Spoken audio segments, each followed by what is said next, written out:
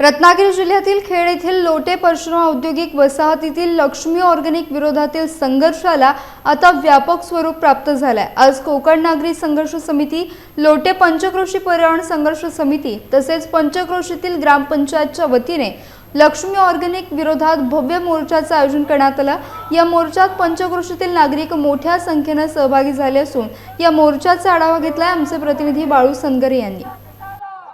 आता मोर्चाला जर न्याय मिळाला नाही, ह्या आम्ही स्टेप बाय स्टेप गेलेलो आहोत। कारण आम्हाला जर कोर्टात जायचं असेल तर त्याला काहीतरी बॅकग्राऊंड असलं पाहिजे। कोर्टाने आमची याची काही नाकारता कामा नये, यासाठी आम्ही पहिलं त्यांना निवेदनं दिलेली आहेत संपूर्ण प्रशासकीय यंत्रणेला। आता 75 दिवस आपलं धरणं आंदोलन झालं आहे, त्याच्या ज्या न्यूज आहेत त्या आम्हाला कोर्टाला जोडता येऊ शकतात। MPCBला केलेल्या RTI त्याचं कोणतंही उत्तर दिलेलं नाही आहे।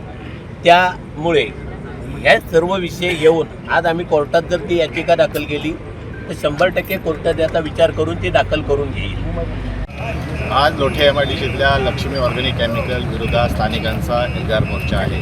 गेली 76 दिवस त्या ठिकाणी बसलेले दोन आंदोलक आणि त्यांना मिळणारा हा स्थानिकांचा प्रतिसाद, त्याच्या अनुषंगाने आज या ठिकाणी कोकण नागरी संघर्ष समिती, स्थानिक पंचक्रोशी समिती आणि स्थानिक यांच्या माध्यमातून हा आक्रोश मोर्चा या ठिकाणी आंदोलन केलेलं आहे। माझ्या बघू शकतात या आंदोलनाला या ठिकाणी सुरुवात झाली। खरं तर या आंदोलनाच्या पार्श्वभूमीवर पोलिसांचा असणारा हा भरमसाठ हा या ठिकाणी बंदोबस्त आहे।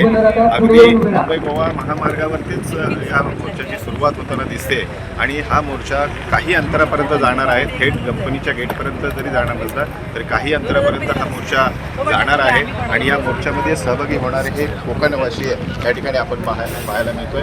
खरं तर लक्ष्मी ऑर्गॅनिक केमिकल्स कंपनीमध्ये पिपासारखा घातक प्रोडक्ट निर्मिती केला जातोय आणि तो मनुष्याला घातक आहे अशा प्रकारचा आंदोलकांचं म्हणणं आहे। ज्या आंदोलकांची मागणी आहे की पिपास हे तात्काळ बंद झालं पाहिजे आणि त्याचबरोबर लक्ष्मी ऑर्गॅनिकची कंपनी आहे लोटे MIDCमध्ये ही बंद झाली पाहिजे अशा प्रकारची मागणी या आंदोलकांनी घेतली आणि या मोर्चामध्ये देखील तशाच प्रकारची मागणी या आंदोलकांकडून मोर्चाकऱ्यांकडून होताना दिसते। आता या मोर्चामध्ये किती कोकणकर सहभागी होतात हे खरं अर्थानं पाहण्यासारखं आहे, परंतु सुरुवात मात्र या ठिकाणी आपल्याला झालेली दिसते। माझे कोकण थेट बाळू सनगरे।